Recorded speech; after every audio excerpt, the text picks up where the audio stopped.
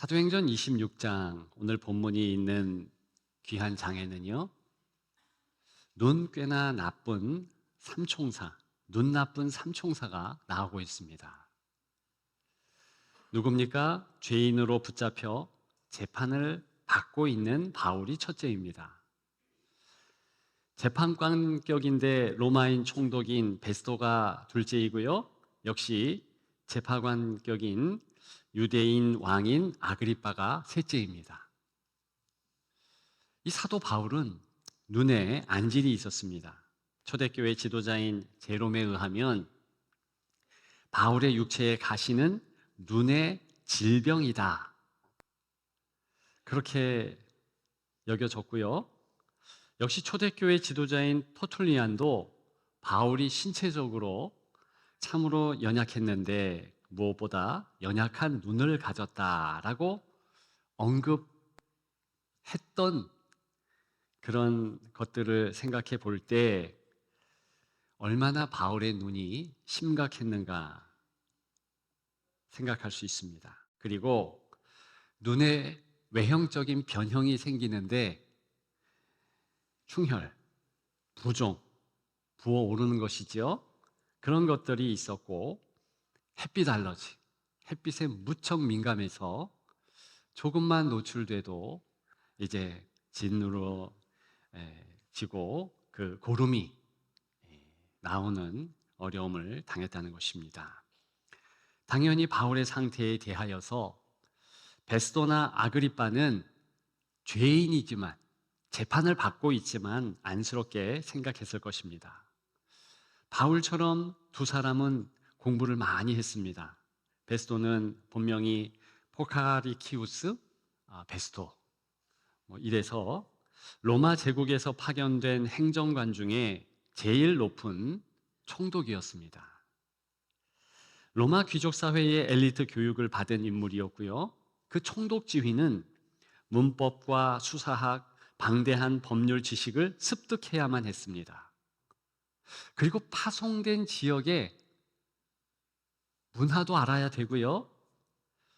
행정과 재판의 최고 권한을 동시에 가졌기 때문에 지역인들을, 또 그 상류 계급의 사람들을 속속들이 알기 위해, 또 더 높은 지위에 오르기 위해 계속 공부를 많이 해야 한다는 것, 상식이었습니다. 아그리빠 왕도 그렇습니다. 유대 왕족 중에 드물게 유학해서 로마의 헬레니즘, 즉 그리스 철학, 로마의 실제 건축학, 수사학, 수학, 그런 고등교육을 많이 받았다는 것입니다. 지금으로 치자면 박사학위 몇 개나 있다는 것입니다. 유대 왕가의 일원이므로 유대의 전통 예법, 예언자들의 글, 유대교 문화, 율법 등에 대해 심도 깊은 교육을 또한 받았습니다. 이렇게 공부를 많이 한 사람들, 공직에 있는 사람들은 눈이 꼭 나쁜 것은 아니지만 눈과 시력에 관심이 많을 수밖에 없었습니다.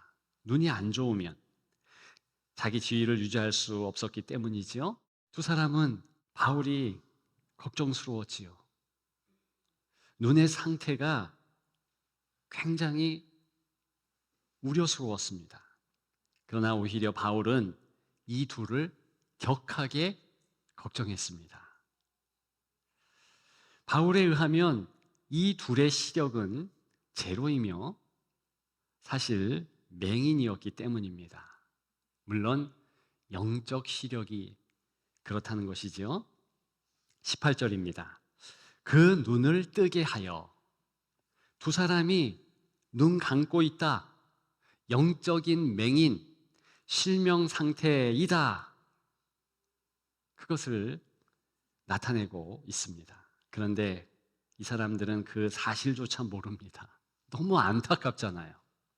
사도 바울도 예전에는 그와 같은 상황이었습니다. 영적 실명, 본문을 통해서 이렇게까지도 강조합니다.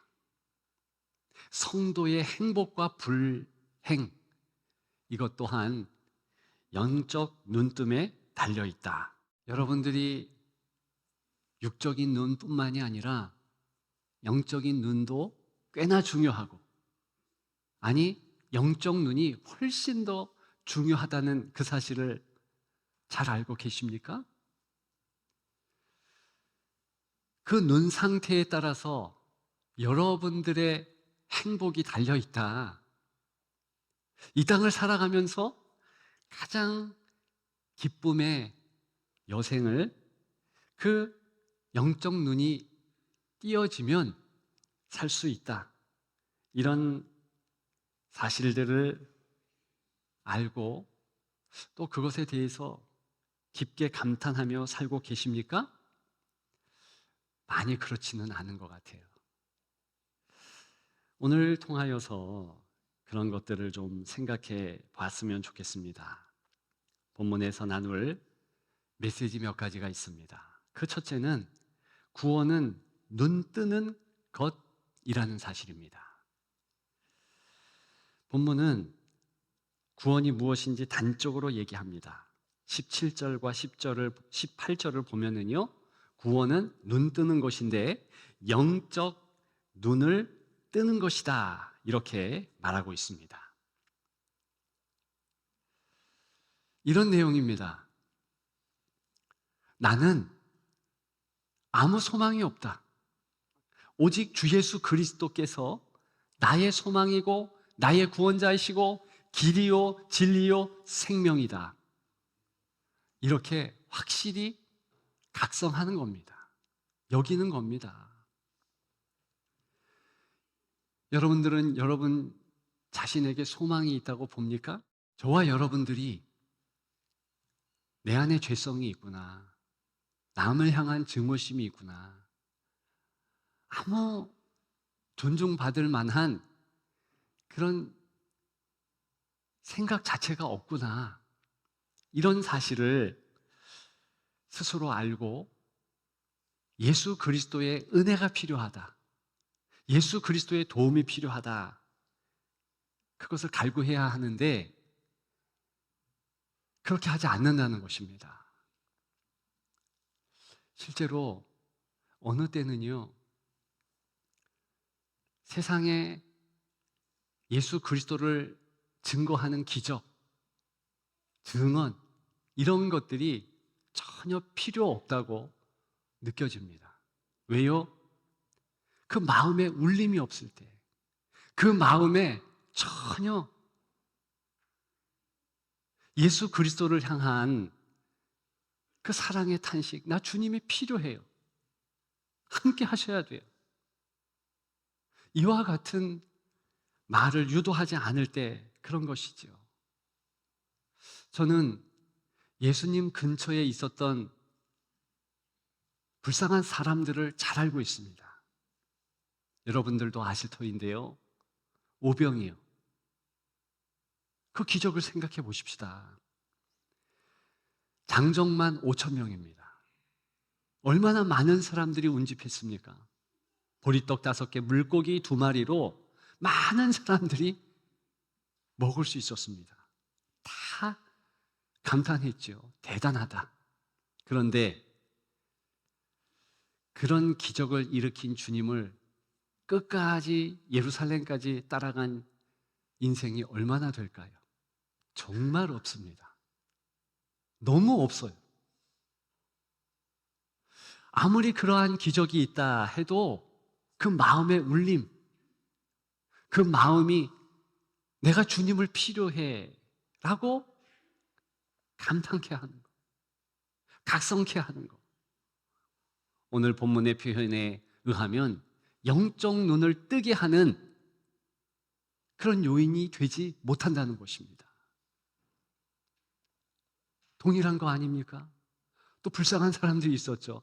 주님이 그 많은 병자들을 고쳐주셨잖아요. 손 마른 자, 혈류병 여인, 심지어는 죽은 나사로까지도 살려주셨습니다. 나인성 과부의 아들은 또 어떻고요?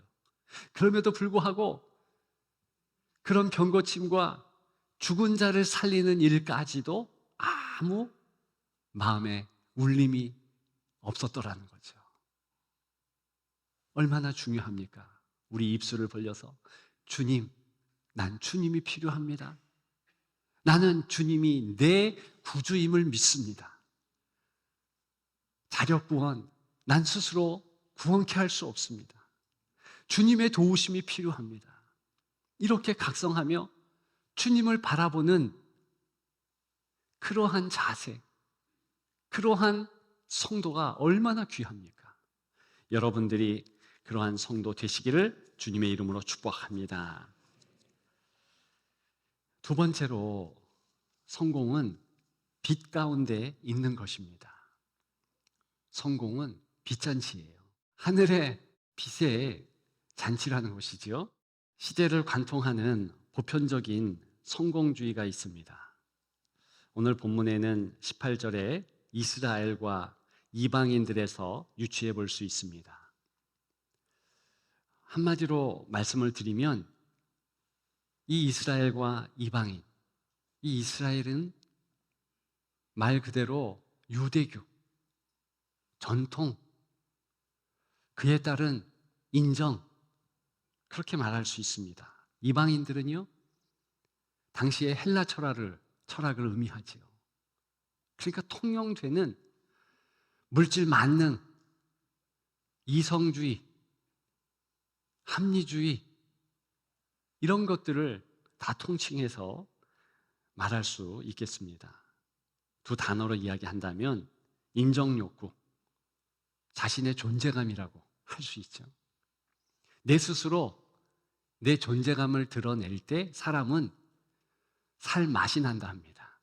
남들이 다 인정해 주며 아, 대단해 라고 찬사를 할 때 정말 살맛 난다는 거예요. 그래서 사람은요, 성공하기 위해서 마음을 다합니다. 지금 그런 것이 전혀 쓸데없다 말씀드리는 것이 아니고, 그런 것도 중요하지만 더 중요한 것이 있다는 것입니다. 그것이 예수 그리스도의 인정. 예수 그리스도께서 우리 눈을 뜨게 하시고 영적 각성을 주셨는데, 그렇다면 예수 그리스도께서 내게 빛이시다, 나의 모든 것을 환하게 비추실 분이다, 그러면서 주님의 그 빛 가운데 살아가는 것, 주와 교제하면서 그렇게 나아가는 신앙생활, 그 자체가 성공이라는 것입니다. 그런데 우리는요, 세상이 주는 성공주의에 올인합니다. 좀 더 벌자, 좀 더 익히자. 사실 베스도가 그런 삶이었고, 아그리빠도 그런 삶이었고, 얼마 전에 바울도 그런 삶을 살았습니다. 그런데요, 주님이 먼저 사도 바울을 만나서 14절에 보니까 뭐라고 하셨냐 하면, 너의 삶이, 너의 모습이 마치 소가 가시채 뒷걸음 치듯 한다. 헬라 문화를 아는 당시 사람들은 그게 어떤 내용인지 너무 잘 알았습니다. 당시에 농사를 지으는 이 소, 그 소가 자꾸만 뒷걸음을 쳤답니다. 팔레스타인 소들은요, 중동의 소들은요, 더워서 그런지 자꾸 자기 마음대로 흔들고, 무엇보다도 뒤로 가는 거예요, 뒤로. 그래서 농부들, 주인이 어떻게 했는가, 그 뒤에 뭘 하나 매달았는데 널판지에 빼촉한 막대를 다 설치를 한 거예요. 그 뒷걸음을 치면 무조건 그 가시를 박는 거죠. 얼마나 아프겠습니까? 깜짝 놀라서 앞으로 가는 거예요. 근데 지금 사도 바울 보고 그와 같다는 겁니다. 너 왜 시대의 성공주의로 그렇게 치달아? 그러니까 내가 안 보이지? 그런 말씀이잖아요. 유대교의 열심은요, 예수님을 아예 무시하게 만들었습니다. 안식일의 주인인 예수님인데, 안식일의 규례 때문에 그 예수님을 처음부터 죄인 취급하셨어요. 왜 안식일 날 손 마른 사람 고쳐? 중풍병자를 고쳐? 딴 날도 많은데 이게 얼마나 못된 태도입니까? 왜 그런 식으로 했는가? 다 인정해 주니까. 바리새인이니까 저 정도 말할 수 있지. 이러면서 이미 여러 곳에서, 많은 곳에서 인정을 받았던 바울이었습니다. 그게 좋은 거예요. 그것을 성공이라고 생각하고 치 다른 겁니다. 학식은 또 얼마나 많습니까? 아주 유수한 철학과 반열에 오른 사도 바울이었습니다. 그런데 그것이요, 주님을 오히려 모르게 했다니까요. 주님 알고 그런 것들도 이용하면 얼마나 좋아요. 지금 사도 바울은 그렇게 합니다. 본인의 지식과 유대교의 전통에 따라서 아그리빠 왕에게, 그리고 또한 베스도 로마 총독에게 다가가며 그들 앞에서 자기 변호를 하잖아요. 예수 그리스도 이런 분이시다 전도하잖아요. 이렇게 할 수 있는 것은 먼저 그리스도를 만났고, 그것이 가장 큰 가치. 사도 바울은 밝히 말합니다. 나의 성공은 그리스도의 빛 가운데서 살아가는 것이다. 여러분의 삶이 어떤 상황이더라도 빛 가운데로 그리스도 때문에 걸어가고 있다는 것을 아십니까?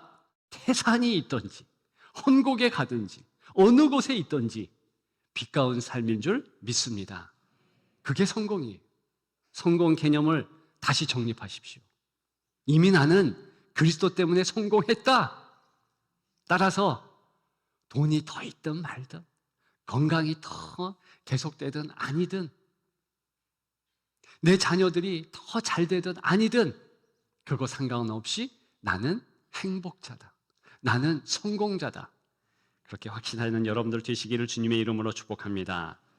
마지막 세 번째, 미래는 찬란하다라는 것입니다. 누구의 미래가요? 성도의 미래가. 오늘 본문에 보게 되면 18절 하반절에 기업을 얻게 하리라 이런 말이 있습니다. 이 원문의 뜻은요, 주 예수 그리스도께서 식탁의 교제를 위하셔서 이제 때로는 조반을 만드셨지요. 그것이 부활하신 이후에 이제 요한복음 21장에 나오잖아요. 6 정도의 이제 갈릴리 어부들 식사 자리로 오라 합니다.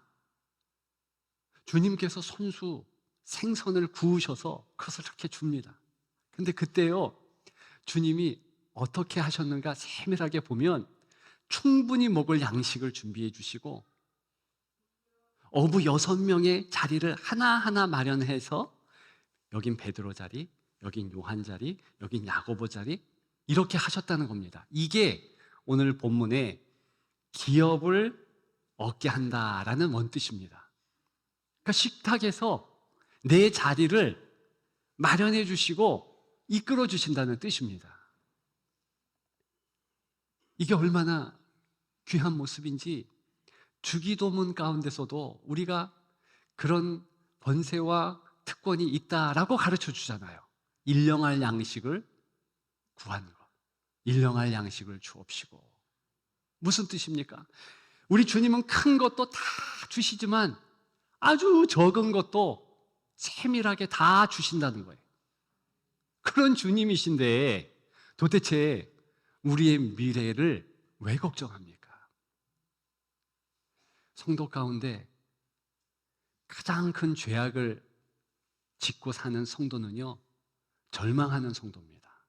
낙심하는 성도입니다. 주님은 이미 성경을 통해서 합력해서 선을 이룬다.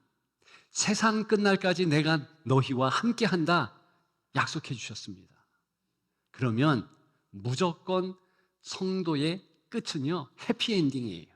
햇살 엔딩이에요. 성도는 무조건 끝이 좋습니다.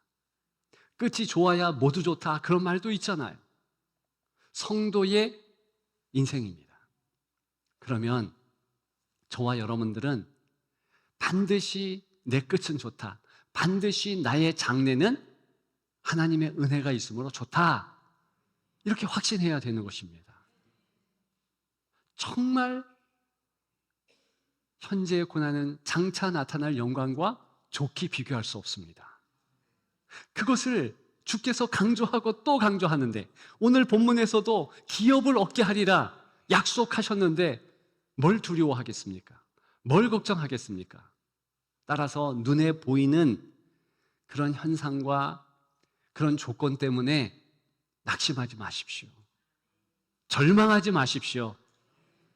아무리 내 입에서 그런 절망의 말이 나오고 싶어도 입을 막고요, 주여 한 다음에 바꾸십시오.